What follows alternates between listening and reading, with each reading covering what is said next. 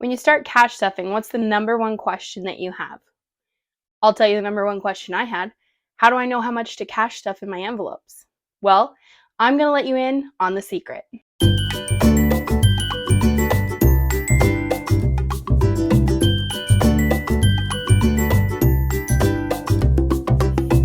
First things first, hi, hello, how are you? Welcome back to the Curvy E Chronicles. My name is Courtney, and it's been a minute since we've done a little face-to-face chatty chat video. I am in a different space because I am filming up at my parents' because we are out of town for the weekend when I am filming this. And over here in my little corner of the internet, we do things like budgeting, cash stuffing, budget grocery shopping, cooking, budget cooking, all the things, lots of life, lots of mom life, all the things. So if you like all of that, you can go ahead and subscribe. And if you don't like any of that, well, bye. It's been fun. So what is the secret? Come here, come closer. No, closer, get in here. Really get close.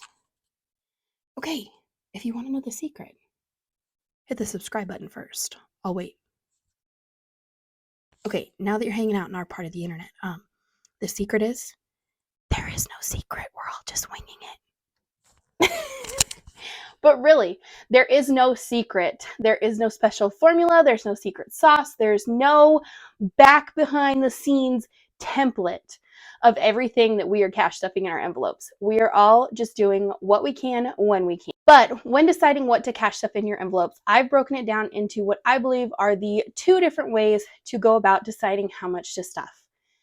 Option number one is things that are dated, timed, and have a specific goal. So examples for that for us are like our Christmas and our car maintenance fund, and I'll break those down in a minute. The other funds are ones that you're just saving for, but you don't have a specific goal in mind or don't have a specific date in mind as of the time that you're stuffing them. For those envelopes, those would be like our family fun envelope, our date night envelope, our gifts envelope.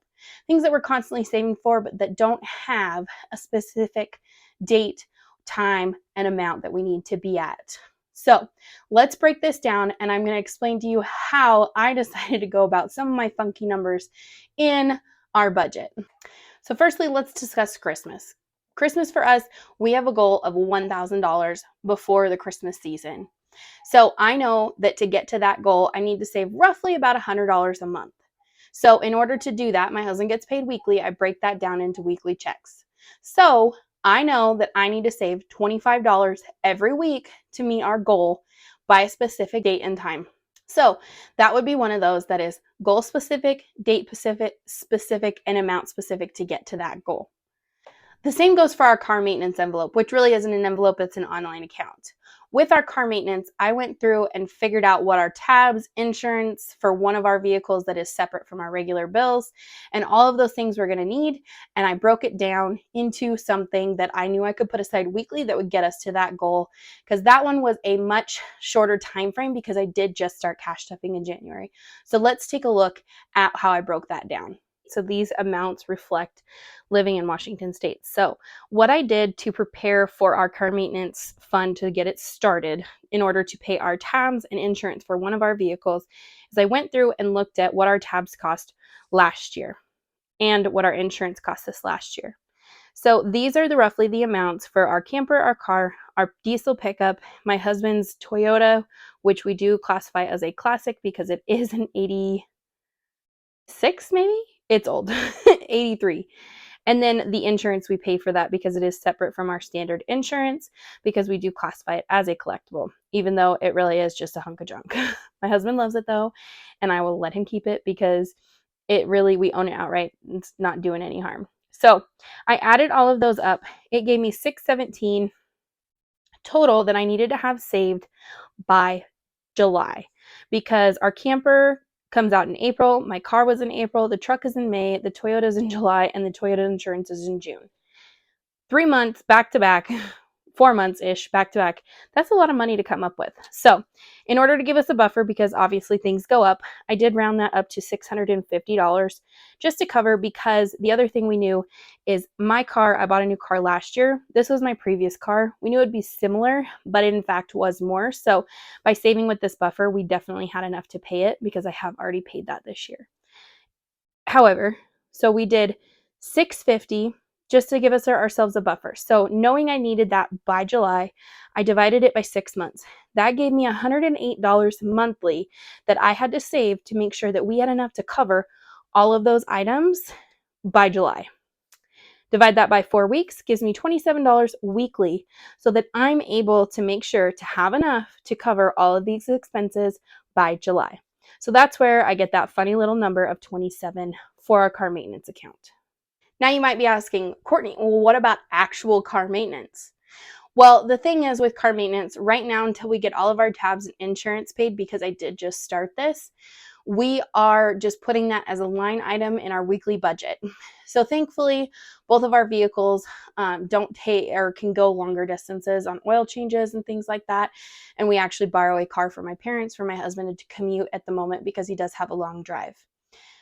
Right now, I did just put a line item in for an oil filter for my car. And then when my husband needs an oil change, we will put that in as a line item in the budget for the week. Now, once we've paid all of our tabs and our car insurance, then I will start to probably round that number out to like $25 or $20, depending on what else we're saving for the next 6 months of the year, to then go in and start padding that account to pay for things like oil filters, air filters, oil changes, all those things. We are very lucky. My husband can change all of the oil in all of our vehicles, so we do not have to pay labor costs for anyone else to do that.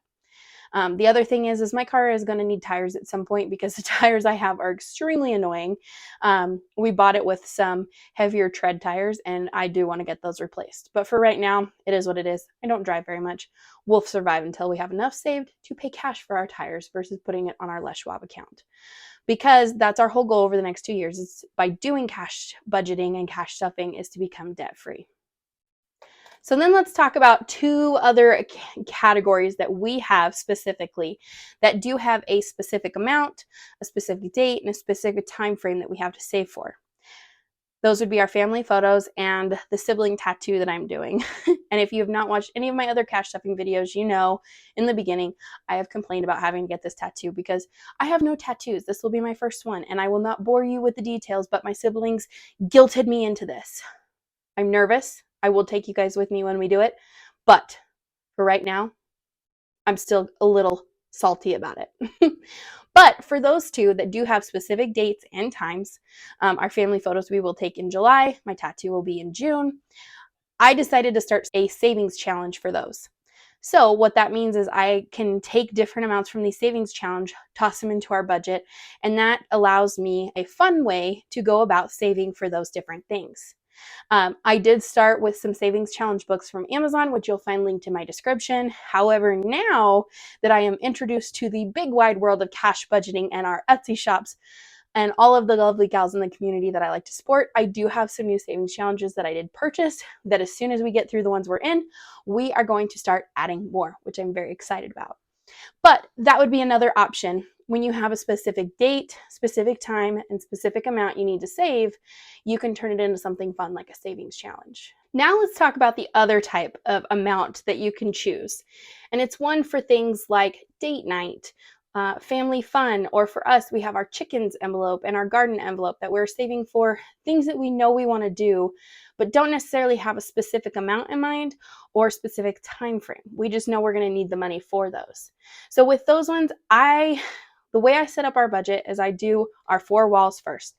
So our bills, the debts we need to pay in order to take care of our 4 walls, and then of course our groceries and things like that we have going on. Whatever's left of that, we then hit our priority sinking funds, which are those ones that are date and time specific. And after that, then we start filling in the other ones.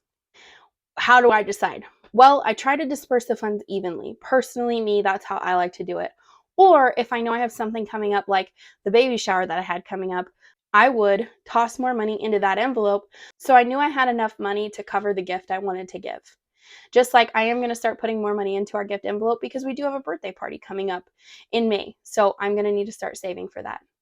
The other important one for us is our holiday binder. So that also is one of those that, yes, it does have a specific date.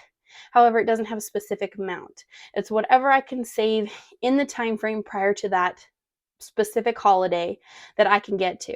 So like for Valentine's Day, because I had literally just started cash stuffing that envelope, we only had $40. That was $10 for each of us, but that worked so we didn't overspend.